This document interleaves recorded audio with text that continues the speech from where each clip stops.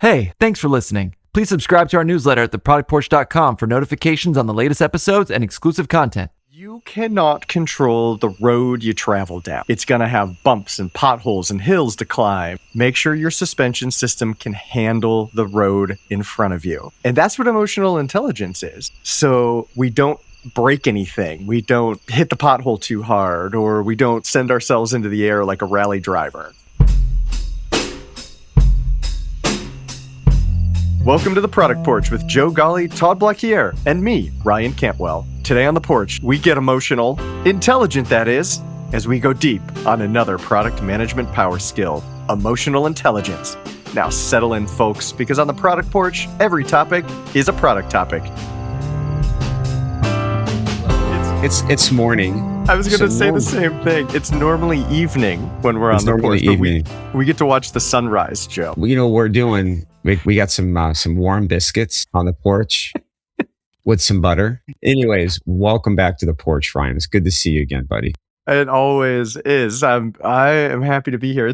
I'm a morning person, Joe. I'm totally a morning person. Yeah, I think Todd Absolutely. isn't. And he's not here today, so I think he's more of an evening person. If I had Todd to guess. yes. Todd is definitely an evening person. I'm winding down at the end of the day. Todd is just starting to wind up at the end of the day. Yes, 100%. Yeah. So I don't know what that means for our conversation, Joe, but I could be a little extra feisty today. We have to dig deep.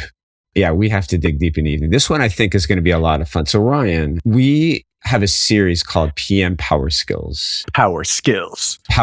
And the last one we did was around critical thinking. But the one that came in close second when we were talking about which ones we were going to do in what order, emotional intelligence is next up to bat. Yeah.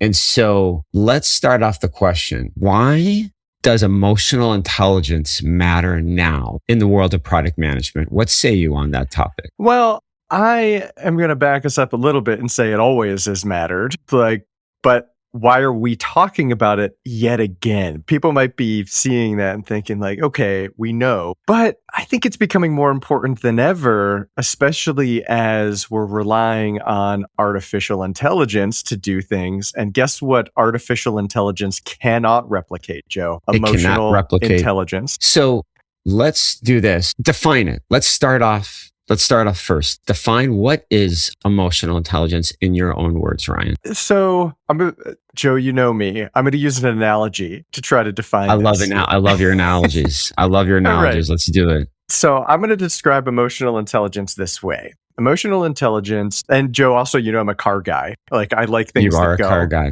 yes. Yeah. So it's like a suspension system. So you cannot control the road you travel down. It's going to have bumps and potholes and hills to climb and objects in the way. You can't do a lot about that, but you know what you can do? Make sure your suspension system can handle the road in front of you. And that's what emotional intelligence is. You can't. As we travel that road, it's making our suspension better. So we don't break anything. We don't hit the pothole too hard, or we don't send ourselves into the air like a rally driver. Things like that. Nice. There's a new term or phrase that I'm starting to see even more on LinkedIn, but I hear it a lot in our conversations. It's that product sense. It's that product taste. It's not part of the whole like phrase, but I feel like emotional intelligence is a big part of like product taste or product sense. It's how you read a situation. It's knowing how to pivot and react based on how like people's body language or even the way they're like sitting in their chair. And I think even more now than ever, virtually, it's harder. You know, still a lot of us work remotely. I think it's even harder to judge it, but it's so critical in this day and age for product managers and product leaders. Agree? Yeah. And you used a couple of words there, Joe. I think notice sticks out to me. If I were to give it more of a dictionary definition, I'd say it's an individual's ability to notice and to respond to what's happening around you emotionally. Not the words you say, but the things you feel. That the way you conduct yourself, especially under pressure, I think is what makes somebody emotionally intelligent. How you internalize, then how you respond in terms of how you feel. trying to control all of that stuff. So we defined what emotional intelligence is. Why is this skill becoming more valuable in the age of AI? What makes this skill so important that we're going to talk about it in this next podcast? Like what is it about? What about emotional intelligence is even more critical today than maybe it has been in the past? I think as we look at emotional intelligence and making it more critical in today's day and age, as we work more and more with artificial intelligence, it's taking on some of our workload, AI that is, but it can't take on the relationships, the empathy, the emotional side of things. That's becoming something that we are going to find ourselves doing perhaps more of, because the technical of our job or the doing of our job is some of it's being pushed aside to agents. So, and I want to couple it. I'm going to call back, Joe, quickly to our critical thinking power skill episode. As we talk about critical thinking, we talked about how judgment is now coming to us. The final decision, we're assisted by AI, and very similarly. So that's like, okay, AI does something, we got to make the final call. But then how we conduct ourselves in making that call is emotional intelligence. And it becomes an important companion to critical thinking and being an effective product person in the world today. Yeah. I was actually thinking about, what happens to a PM's career if they don't in fact build this skill. Mm-hmm. Let me ask a question before that one. Can you build an emotional intelligence skill? Is that possible? Or is that something that's just innate, or is it somewhere in the middle? What do you think? Absolutely, you can build it. But in my opinion, it's something I see it like is reps in the gym. You can practice it, and you can actually get better at it as you practice it. So when we look at emotional intelligence and building that skill, I think as we go along, we're gonna talk about some ways to how that can happen, Joe. Like looking at something more practical, because quite frankly, I think in my education, and I've heard people talk about emotional intelligence, and I've read things about emotional intelligence. I don't know, it's left me a little bit wanting. I understand it theoretically, but I have a little harder time understanding how to put it into practice. I feel like that's, like you mentioned, it's like a skill. It's like, reps in the gym. But I think some people are born, like it comes with them. You know what I mean? Like they almost have like a running start. And that, I think it's maybe because of the environment that they're in, or because of the people that they surround themselves with. I really feel like you can get better at it. But I wonder if sometimes it's a harder skill to build for some than others, where it comes more naturally. I absolutely, I'm sure it does. Some people it's more natural for, others less so. It's just like my daughter was born with the gift to be able to sing. Like she can just do it. Yes, because you don't want to hear me sing, because God did not put me on this planet to sing unless it's to harm people's eardrums. Joe, I actually have a question for you. Yeah. Do you have anyone, or even an example from yourself, where you've seen it either somebody who's really good at it or somebody who is really bad at it, to help us underline like what we're talking about here? Yeah, public speaking. We do a lot of public speaking, and I remember being early in my career, being in some meetings. And this is when I was working in Las Vegas, and we were having like I never forget this. We were doing a quarterly review with all the hotels, the leisure sales managers, and everyone was getting in front of the group and talking about like updates. One of the other leisure managers got up. You could just read the room, like they were getting frustrated because what this person was saying didn't make sense. It didn't resonate with them. Like people were getting squirrely. People were moving around. Like you can tell when people are engaged. And so this person didn't react. They didn't adjust. And so it just became like torture for 20 minutes to listen to this person talking. And it's not like you can just stop in the moment and be like, hey, Mike, can you ask some questions? Like you're going to just put that other person on the spot. So in so many meetings, whether it be in person or virtual, just being a participant and watching it, being like, this person is not reading the room. It becomes stressful. Because I'd like to think, we've talked about this. Everyone has their power skills as product leaders, you, me, and Todd. It's like, I feel as though that's something that I was put on this earth to do, to use and to leverage. Absolutely. As you were describing reading the room, like looking at those around you, I think that it's one, remember we said to notice, Yeah. and then two, to respond to that. So emotional intelligence is the bridge between noticing and responding. I will never forget where I was getting feedback all the time. So Joe, I'll admit that I came in and I thought emotional intelligence was, I just need to make everybody happy. Just make everybody happy. And that got me into trouble because that's not emotional intelligence. Yeah. So, Joe, I found an interesting stat. There's been a lot of studies and things like that about emotional intelligence, but this was interesting to me in that people who low perform on emotional intelligence tend to overestimate their abilities, while people who high perform tend to underestimate their abilities. So it's broken on both ends of the spectrum, but recognizing it in yourself. Another quick analogy I found recently that I like, so I'm going to say it. It's really hard to read the label from inside the jar. You got to look at emotional intelligence and yourself. You're inside the jar. Others are looking at the label. You can't see it. And I think what we're going to hear is as we start talking about this is getting feedback, like understanding others' perspective because they can read the label. You need to be able to get their input on that. So, Joe, I think this is a great opportunity. We've been beating around the bush. Let's dig into it. How do we build emotional intelligence? I'm curious if you have any tips. Yeah, I think the first word that comes to my mind is being vulnerable. I mean, in terms of how do you build it, you've got to be vulnerable to the point where you're like, I know I'm growing. I need to get better. What do I need to do to get better? And, I think I've mentioned a few times, I think it's hard to build that skill unless that just comes with experience. It's not something you can go read in a book or take an exam or read or listen to a podcast. I think it's one of those things where it's unique to every person and you just need to have experience and patience in your background. Right. What I tell a lot of product leaders when they're interviewing for a product manager, I'm like, you've got to look for attitude, right? It's attitude over aptitude.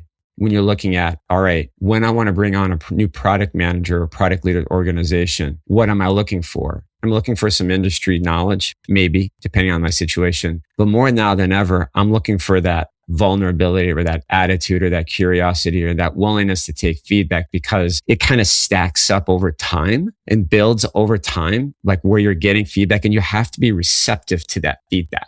Right. I think that's the other thing is like that vulnerability means I may be really good at what I do. I may know my subject matter really well, but there are other things that I'm going to have to learn over time by getting feedback from those that I surround myself with. Vulnerability. Vulnerability, 100%. Yeah, vulnerability. And I'm going to double down. Vulnerability also takes empathy. Yes. I know that's a word you and I believe in a lot. We've talked about it a lot here, but empathy in practice to me isn't about like loving the person or just saying, oh, hey, I see you, I hear you. It's not that. In fact, it's being close enough to them to understand the decisions they're making. Yeah. That's empathy. Being close enough to understand. It's not about agreeing with, it's not about supporting even when you disagree. It's about understanding. So as we look at empathizing, what I want to recommend to people is start to be curious. I know it sounds so simple, but just ask a question like, why is this hard for you? Do you see a challenge here? Or you seem to be getting excited about this. Why? Just being present and understanding. And that can apply, Joe, not only to the users you serve. We hear in product a lot about empathize with your users, but apply that to your stakeholders too. Totally. Yeah. And start to practice it. And by the way, you can build that muscle literally anywhere. You don't have to wait for your next stakeholder interaction. I literally do it with my kids, asking them, what do you think? Why you seem to be reacting to this? Why?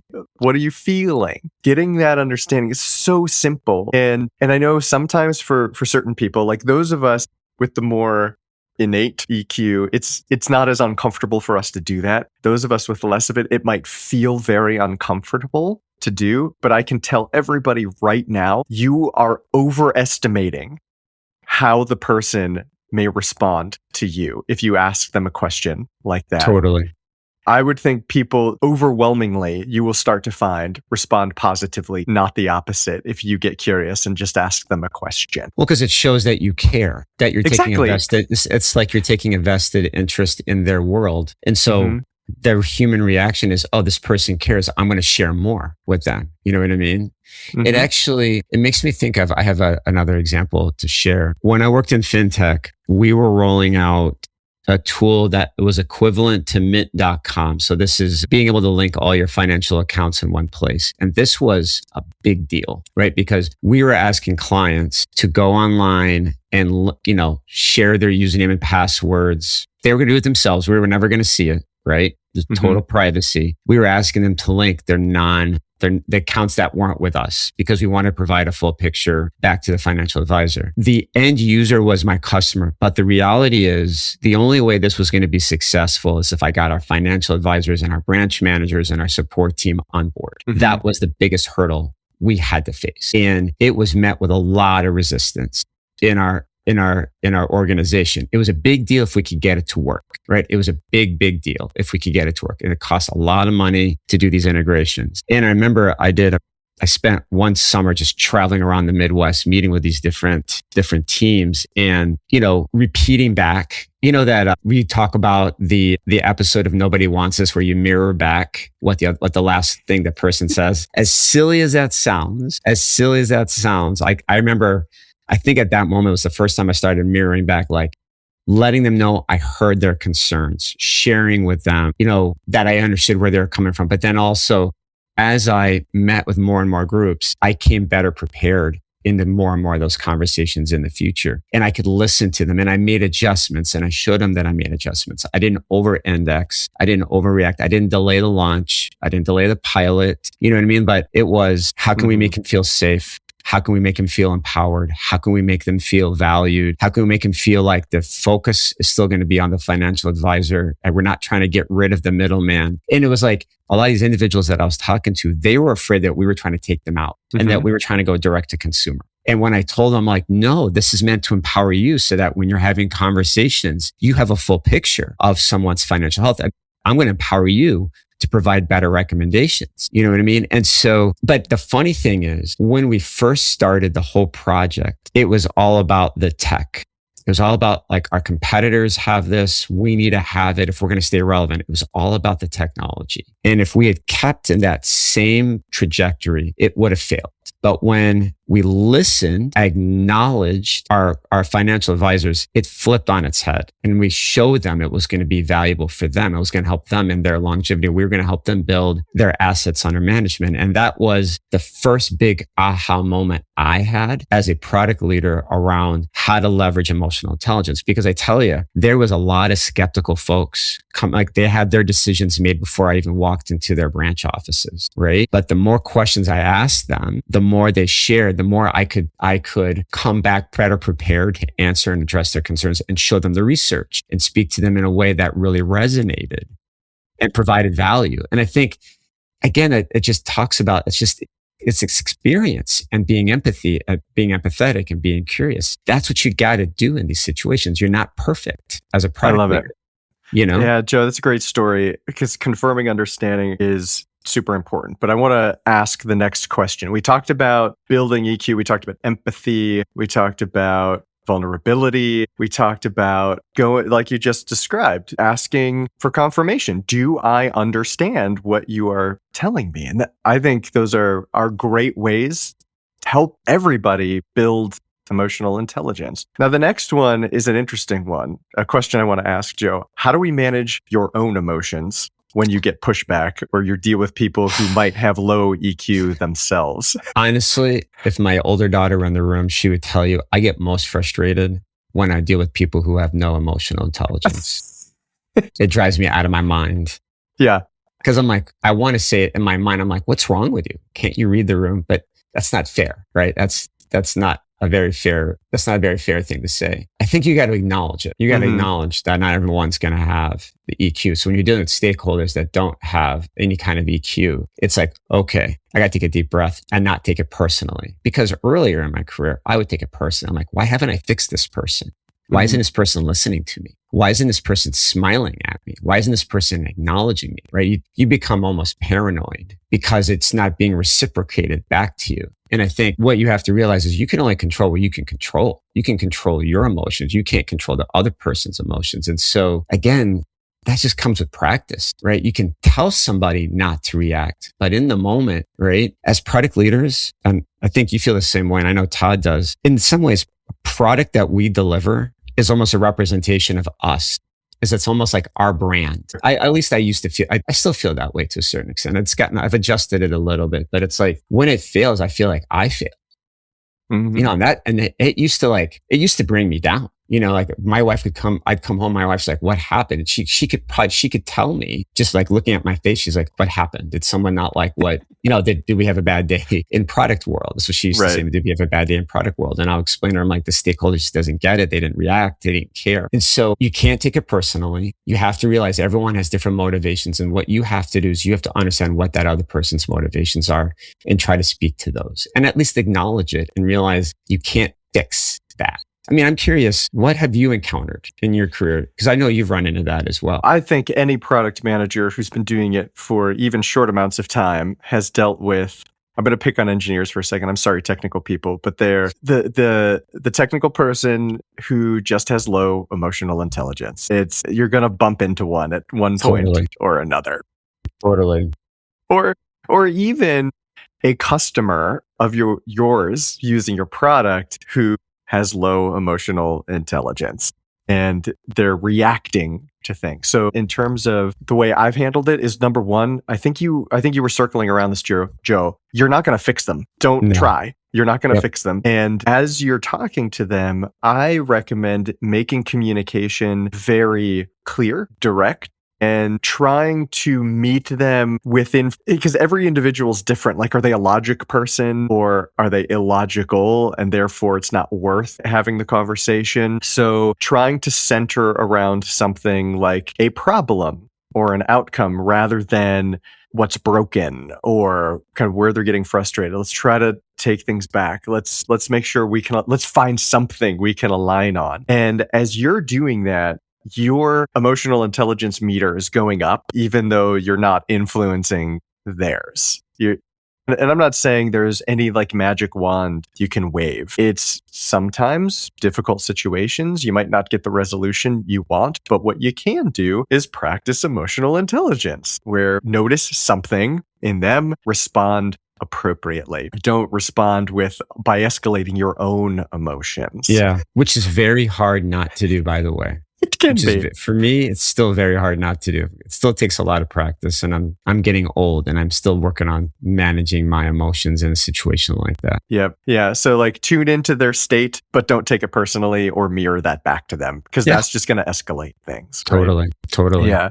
Totally. All right, Joe, how about this question? Can you have too much empathy and emotional intelligence? Or I guess I conflated two terms. Are empathy and emotional intelligence the same thing? Or are they different things? I think empathy is a part of emotional intelligence. There it is. That's what I was looking for. It's an aspect of it. It's one way to practice it. It's one way to practice emotional intelligence is through empathy. There we go. I think, well said, Joe. Thank you for helping clarify that. No.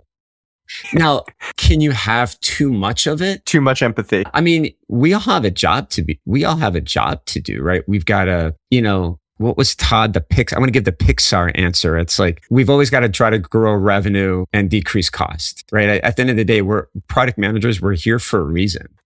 Mm-hmm. We're not here for sunshines and balloons and unicorns and seashells, right? We're here because there's something we're trying to accomplish on behalf of the organization. And so there's a balancing act. We realize that if we deliver value to our customers, our users, we're going to deliver value back to our organization, but it's knowing which ones to go after. We can't solve everyone's problems. We can't do it all at once. We've got to decide which ones we're going to do first, right? Which ones are going to deliver the most value first. And so you still have to understand kind of the rules of the game from a product perspective and play along those rules. So can you practice too much of it? Probably, but I think it's everything in life, everything is a balancing act. And I think it's like just knowing when to lean into it in the situations that you're in are going to be the most valuable. Not like you've got to get stuff done. Just like being a parent, like your kid's crying. Are you going to go out and buy them a lollipop every time they're upset? You can't.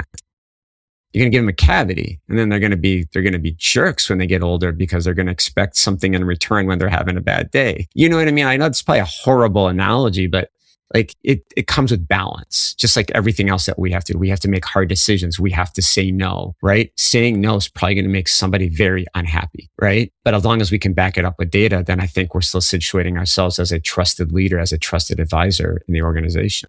I mean, what do you think? Am I far off the rails with that? No, I don't think so at all. Where I think you could stray off the path, too much empathy would look like what we were talking about earlier, Joe, people pleasing, where you're leaning too far in the direction of, I'm going to support you. I'm going to do everything to make you happy. That's not empathy. Remember, empathy isn't love. I'm using love in the sense of like, not in the romantic sense. I got you. Right? I got you. But in the understanding. So I don't think there's such thing as trying to understand people too much. I do think there's a problem with misinterpreting empathy as something more than developing an understanding for why they're doing and responding the way they're doing and responding. And that's where it becomes a problem. Totally agree with you. Agree with you. Yeah. So how about this, Joe? Can those of us, I'm making it sound like I have high EQ. I don't put myself in that bucket, but people who have a high emotional intelligence, can they use it for evil? Like it's like the dark side of the force. I think, and this was like one of the very first podcast episodes we talked about. Yeah. Right. The dark side of product management. Yeah. You absolutely can use it in a negative way. Absolutely. And I think that's just the most succinct way is there's Can we do it accidentally and not know we've done it used it for evil? There's got to be intent, right? With the evil, well, that's what I'm trying to uncover. But because does there have to be intent? Like as we talk about emotional intelligence, noticing things around us, maybe here's one. I'm going to see if I can come up with one, Joe. You were describing a situation earlier where you were in a room listening to a talk happen, or even your training situation where you're picking up on signals from a group of people. The most vocal or obvious of them were easiest for you to pick up on, but there were other people in the room. So maybe a way that we other people might respond outwardly, like just because that's their nature, automatically tamps down and suppresses maybe others in the group. And they don't do it on purpose. It's just their nature, right? Yeah. But as the person who needs to react and respond to those things, we need to be sensitive to, it's not just the loud and the obvious. There's sometimes the quiet and unsaid too. Yeah. And again, this just took, you've done this, right? You've been a trainer, like you want to hear different voices, you want to hear different perspectives. And so you're always asking questions, getting different perspectives. You seek out the person that maybe isn't the most vocal, but you could see they have an opinion. They just maybe haven't said it, or they're not comfortable saying it in front of the group. You know what I mean? And so, but I go back to, if I went back 15 years ago, I would have never done that. Not because I didn't want to do it, just because I just didn't know that I needed to take those extra steps. And I think it just goes back to building out that experience. But again, doing it for evil, like for the dark side of product management, I don't know. Could you use it for your own benefit? Like, let me go back to my example, the Las Vegas example. Someone was struggling. They weren't reading the room. Could I have in that moment been a superhero and try to react in a way to try to save the session? In that moment, I would have been stepping on my coworker's toes, right? So in that scenario, perhaps I could have used it for my own good because I wanted myself to look good and show everyone else how this person wasn't doing well in their situation. I think that there's absolutely opportunity for that. I think in a lot of life situations, there's definitely opportunity to do it for your own good, to make yourself look good. Yeah. You could. Yeah. And I think one other area that I want to highlight here is not for this isn't an EQ for evil. There's a lot of emotional intelligence information out there, thought leadership, pieces about things, and then that messaging can sometimes be a little misleading. And what I want to caution people for is if you hear emotional intelligence matters more than anything else, that can be a little misleading. Agreed. So emotional intelligence amplifies good critical thinking and judgment and even good product management, technical sense, all of it. Like it's an amplifier. It is something that stacks on top of to make you go from good to great. That's the power skill, Joe. Good to great. Yep. So it doesn't replace anything. You don't say, I'm going to do all emotional intelligence and none of this over here. So be careful of that as we're navigating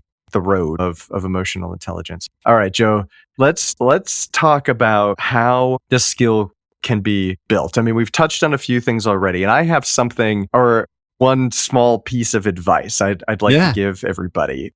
Yeah. What's funny is we were talking about EQ as being needed more in the age of AI because AI doesn't have it.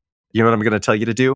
Use AI to help you build your EQ. So like in the context, like in the prompt. Basically, make it a coach. So what you're going to do is set yourself up with your favorite AI tool of choice, like a project with maybe some good pieces you found in emotional intelligence. And I'm talking about very little interaction or quick interactions, I should say, frequent and small interactions with this project to say, hey, I just came out of this meeting, and you're going to have it be your coach to say, how did you respond? How did others respond? What went well? What didn't go well? Try this next time. Don't try this next time. AI is really good at that. And putting together that project and having those interactions, and it'll even help you prepare for meetings to say, hey, I'm meeting with this person. I expect them to react this way. What should I be ready for? Pretend you're them. I think Todd said this before. Yeah. Pretend you're them. Yeah. Have an interaction with me so you can get those reps in. It is giving you that outlet to get more reps than ever. So you can build that skill in real time and not wait for opportunities. You can do it right now. No, I love that. And every time I build a PowerPoint deck or I build some slides or I build an email, I think to your point, I always ask my favorite generative AI tool to poke holes at it. Try to give it some context about what this person's background is, what their typical reaction, what they're focusing on, where they tend to lean into. I'm like, if you're that person, how would you poke holes or disagree with some of the recommendations that I'm making? Mm-hmm. What should I be prepared for? But I think that's knowing to do that is part of having emotional intelligence. It's knowing that, I've got something really good here, right? But I know there are holes in it. I want you to poke holes. It's like that. It's almost like reminding us, like, you've got to be vulnerable. And in this case, you're being vulnerable with a generative AI tool like ChatGPT or Claude or Copilot or whatever your flavor of the day is from a tooling perspective. That's a really good piece of advice, and that's something even I still practice to this day. I'll probably do it at some point today when I'm working on a project that I have going on right now. Yeah, to me, a signal of high emotional intelligence as you set that project up, recognize that the coach can help you say, am I low on EQ and I'm overestimating, or am I high on EQ and underestimating? So that's a really good idea. It can help you see the label on the outside of the jar, as to bring back that analogy.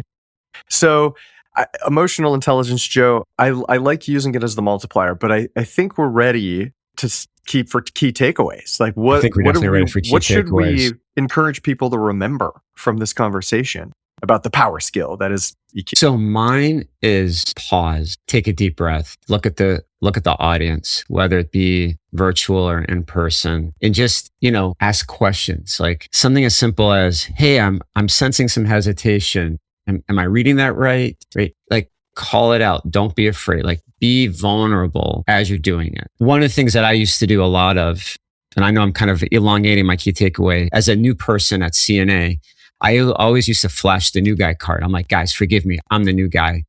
I'm sensing something here. Am I missing something here? What am I missing? Like, being vulnerable, showing it, being sincere about it, pausing, asking questions. Those are the techniques, that curiosity gene, that curiosity technique Yeah. And for me, Joe, I love it, by the way. I love it. I think that's such a good foundation. And I want to give everybody 3 questions to ask themselves after. It could be any interaction, but especially emotionally charged interactions. And that is, as you walk away from those, first ask, what did I feel? What triggered that feeling? And how do I want to respond differently next time? And that awareness, as you do that and get those reps in, you are going to notice you're bringing your emotion to the front of your brain.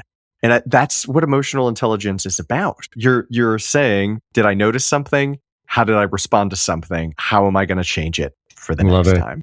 So love it. And you can set up your custom GPT project or Claude project or whatever it is to help you surface those things. That's what's exciting to me, is the tools now are helping us do this. It's not a replacement for EQ, but it's helping us get better at it much more quickly. Absolutely love it. Ryan, it's good to do a morning version of the Porch. I've enjoyed my iced tea and my biscuits. It's always a pleasure. I miss Todd though. I miss Todd. Todd's like that missing link. So I'm excited to bring him back next time we get back together on the porch. Absolutely, Joe. It's always fun. Enjoy the rest of your day. You too. Take it easy. All right. Thanks, buddy. See ya. Thank you for joining us on the Product Porch. We release new episodes every 2 weeks. You can also find us on LinkedIn for more content. We offer a special thank you to AJ and Jack Blockhair for the music. The views and opinions expressed by the hosts of this podcast are their own and do not represent nor necessarily reflect those of their employer.